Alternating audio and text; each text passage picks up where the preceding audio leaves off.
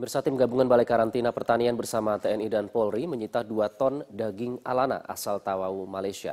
Daging yang dipasok dari India ini disita di Pelabuhan Juwata, Kalimantan Utara.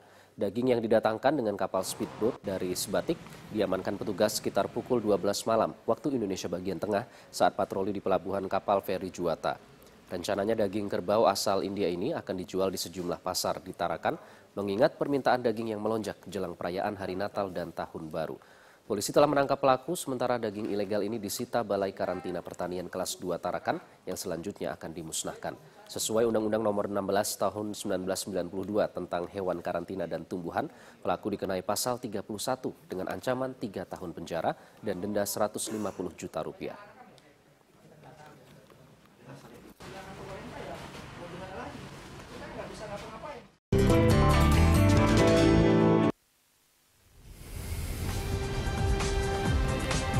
Pemerintah menargetkan penurunan selisih pasokan dan permintaan rumah atau backlog hingga 6,7 juta unit di 2019 mendatang.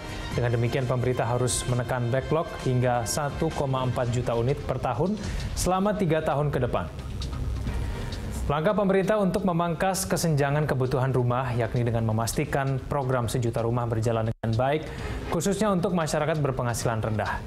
Upaya pemerintah untuk mengurangi backlog juga dilakukan melalui peluncuran paket kebijakan ekonomi 5 dan 11 tentang dana investasi real estate atau DIRE, serta paket kebijakan ekonomi ke-13 tentang perumahan untuk MBR.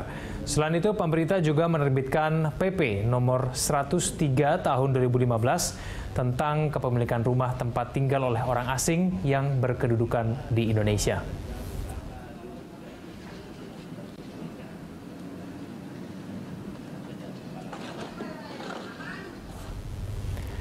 Pemirsa, kembali kita lanjutkan dulu Pak Edi, untuk mengejar backlog tadi sebetulnya yang bisa dilakukan pemerintah paling tidak hal-hal konkret saja untuk mempermudah para pencari rumah ini ya untuk mendapatkan rumah itu apa sih Pak? Ya, kalau untuk mencari rumah ya tentunya sistem informasi perumahan ya atau melalui iklan, promosi dan sebagainya.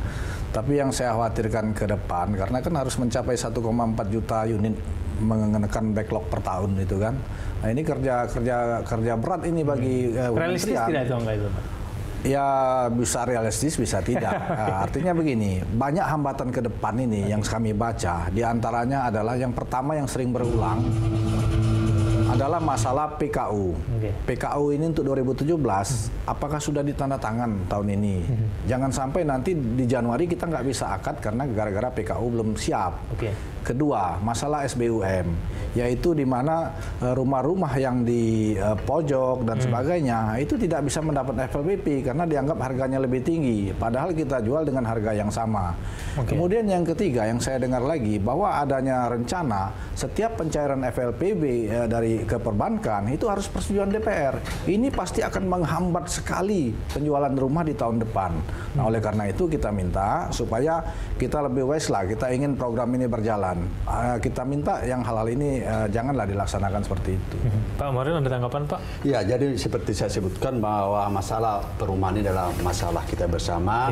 Masalah perumahan ini tidak bisa diselesaikan hanya oleh pemerintah. Kita perlu semua sinergi. Seperti tadi diangkat oleh Pak Edi masalah PKO. PKO adalah antara kami, Kementerian PUPR dengan bank-bank pelaksana.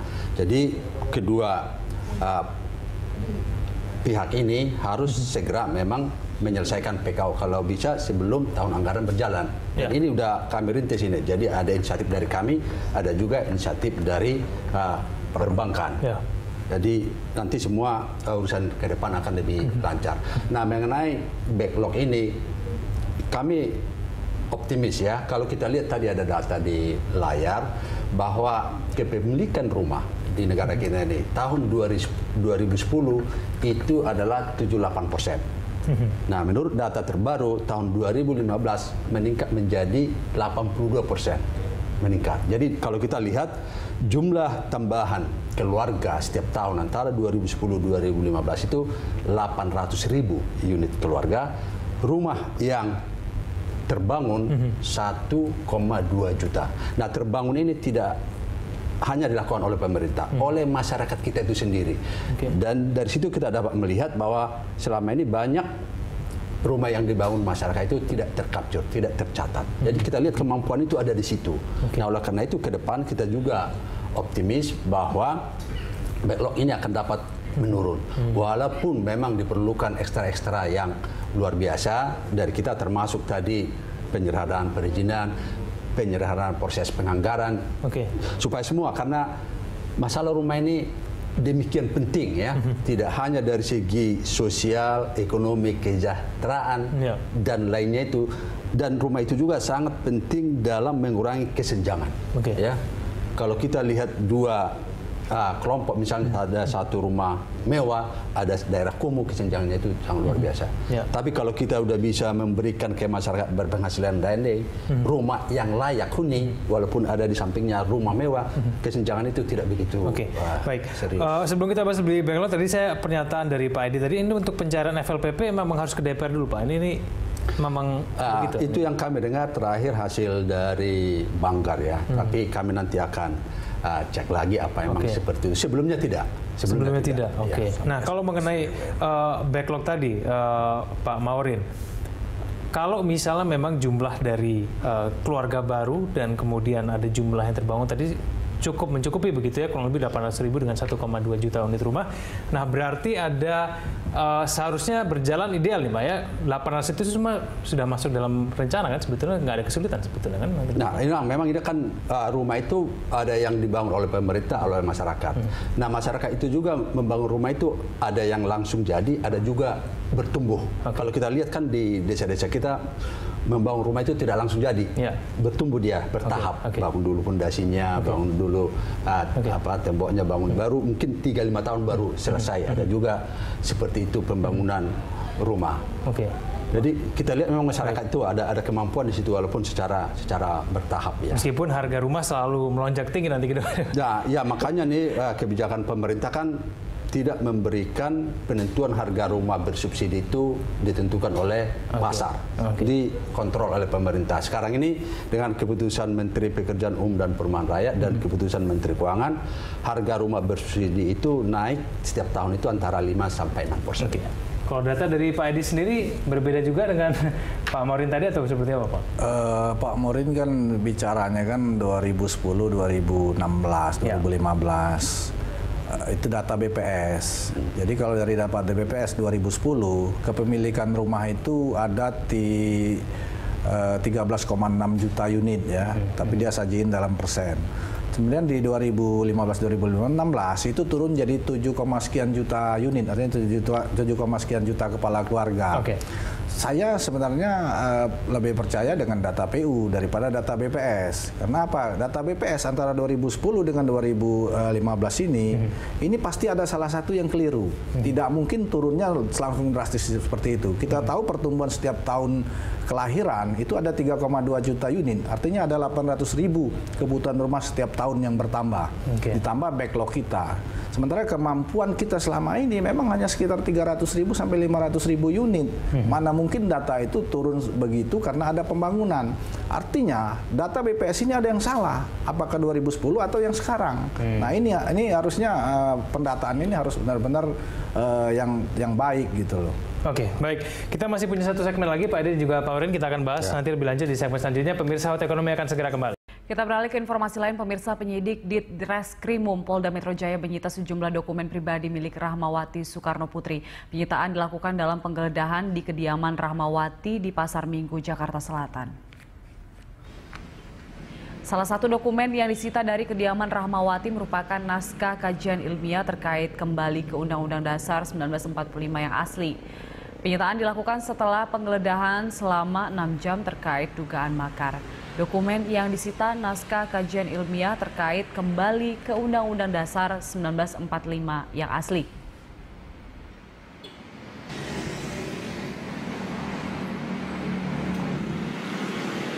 Hasil survei Lembaga Survei Indonesia yang menempatkan pasangan Ahok Jarot di urutan teratas elektabilitas Cagup-Cawagup DKI Jakarta memunculkan pertanyaan, apakah warga Jakarta tidak terlalu terpengaruh dengan kasus dugaan penistaan agama yang tengah dihadapi Ahok? Rekan saya Saiku Bagawi akan membedahnya lebih dalam untuk Anda. Silakan Saiku. Ya Sylvia, terima kasih. Selamat malam pemirsa. ada beberapa hal yang menarik berkaitan dengan masalah hasil survei belakangan ini. Terutama ketika Ahok ditersangkakan sejak pada tanggal 16 November, kemudian berkembang sampai hari ini, terakhir pada tanggal 13 Desember kemarin, Ahok kemudian didudukkan di meja terdakwa. Lantas bagaimana dengan peta elektabilitas Ahok setelah dengan fakta yang semacam itu? Menunjukkan bahwa elektabilitas calon ini apakah kemudian tergerus dengan pasal penistaannya dialamatkan kepada Ahok. Yang kedua, bagaimana dengan kandidat lainnya yang menjadi pesaing Ahok, yaitu pasangan AHY dan pasangan Anies Baswedan. Misalnya bagaimana memobilisasi atau mengkapitalisasi sehingga katakan bisa mengurus elektabilitas Ahok. Ini memang menjadi pertarungan yang menarik, katakan menjelang sampai Februari 2017 mendatang. Seperti Anda saksikan di layar ini, dari hasil survei Lembaga Survei Indonesia yang baru dirilis pada hari ini, dan ini survei berdasarkan pada kemampuan untuk melakukan survei responden ini pada sejak awal Desember ini, terlihat bahwa pasangan Basuki Cahayapurnama, terutama katakan ini kita fokuskan pada masalah calon gubernurnya sendiri, Ahok memperoleh 32,9%, kemudian Agus Harimurti Yudhoyono memperoleh 20,1%, kemudian Anies Baswedan 23,2%. Sekali lagi ini dengan catatan bahwa margin error masih berkisar pada pusaran 3,5%. Di samping itu masih ada orang yang belum menentukan pilihan sampai saat ini. Kalau misalnya Pilkada Jakarta dilaksanakan pada hari ini ada sekitar 18,8%. Yang menarik adalah bahwa elektabilitas Ahok ini bergerak naik semenjak kasus ini bergulir dari katakan 3 bulan lalu, 2 bulan 3 bulannya lalu, kemudian setelah Ahok dinyatakan sebagai tersangka pada 16 November. Pada November elektabilitas Ahok masih kalah dibandingkan dengan Agus Yudhoyono. Tapi dalam rentang waktu 1 bulan ketika euforia masyarakat begitu besar dengan kasus ini, ada beberapa hal yang menarik soal masalah bagaimana elektabilitas ini berkaitan dengan pasal penistaan agama. Kita coba lihat hasil survei dari Lembaga Survei Indonesia. Ucapan Ahok yang menistakan agama, sejauh mana masyarakat percaya? Apakah kemudian Ahok melakukan penistaan agama? Di sini disebutkan bahwa hasil surveinya menyebutkan pada awalnya masyarakat begitu tinggi percaya bahwa Ahok telah melakukan penistaan agama, 62,62%. Kemudian pada bulan Desember malah turun menjadi sekitar 54%. Apakah kemudian bagaimana dengan peta yang tidak, ini juga dilihat bahwa apakah mereka percaya Ahok tidak melakukan penistaan agama, justru malah kemudian mereka yakin Ahok tidak melakukan penistaan agama semakin naik pada bulan Desember 2017, pada 2016 ini. Survei ini bermaksud memang secara proporsional, kredibel, mengambil sampel sekitar 800 responden di Jakarta. Kita lihat pada grafik berikutnya. Di sini, pernahkah Anda menonton video rekaman Ahok yang pernah diunggah oleh katakan Pemprov DKI Jakarta pada tanggal 27 September 2016 lalu? Pada awalnya, pada bulan November, masyarakat cukup rendah. Tidak terlalu antusias untuk menyaksikan video yang menjadi heboh, yang kemudian menjadi viral, yang kemudian menjadi perbincangan, dan kemudian mengantarkan Ahok ke kursi terdakwa pada tanggal 13 Desember lalu. Di sini terlihat bahwa kemudian masyarakat penasaran dalam tanda petik untuk bisa mengklarifikasi sejauh mana kebenaran dari video itu. Apakah betul-betul video itu Ahok melakukan penistaan atau kemudian ada semacam stigma tertentu. Di sini terlihat bahwa kemudian hasilnya masyarakat telah menyaksikan hasil video yang diunggah oleh Pemprov DKI Jakarta maupun kemudian video yang kemudian sudah dicuplik oleh katakan Buniyani yang kemudian menjadi viral belakangan ini. Kemudian ada lagi soal hasil rekaman video berikutnya, soal masalah apakah kemudian pengadilan, kita lihat berikutnya, masalah Ahok meminta maaf. Apakah kemudian yakin dengan berkali-kali Ahok di Lembang di beberapa kesempatan meminta maaf secara terus terang, baik melalui media maupun media elektronik maupun melalui katakan Twitternya, masyarakat akhirnya lebih banyak memilih bahwa apa yang dilakukan Ahok dengan meminta maaf itu dilakukan secara tulus pada November dibandingkan dengan Desember justru semakin naik. Kemudian pada grafik berikutnya lagi,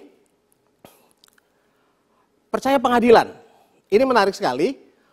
Apakah kemudian masyarakat percaya apapun hasil keputusan sidang Ahok nantinya? Apakah kemudian Ahok dihukum bersalah atau tidak bersalah? 79% masyarakat Jakarta khususnya percaya apapun yang akan diputuskan oleh pengadilan. Artinya apa yang akan dilakukan oleh pengadilan negeri Jakarta Utara memutus tentang perkara Ahok ini, mereka melihat bahwa pengadilan negeri Jakarta Utara akan bersikap fair secara objektif. Ini sangat menarik, Sylvia. Jadi bagaimana kemudian ini bisa menjadi perbincangan diskursus yang mereka katakan belakangan ini sampai karena kemudian Ahok didudukkan di penjara terdakwa ini. Menerima hasil keputusan pengadilan bahwa apapun hasilnya Ahok misalnya 71% di sini masyarakat yakin akan percaya apapun hasil pengadilannya. Kemudian hanya ada 6% masyarakat mempertanyakan kalau misalnya Ahok diputus bersalah, apakah kemudian mereka percaya? Yang 14% ini menyebutkan bahwa mereka tidak begitu percaya kalau kemudian Ahok dinyatakan tidak bersalah.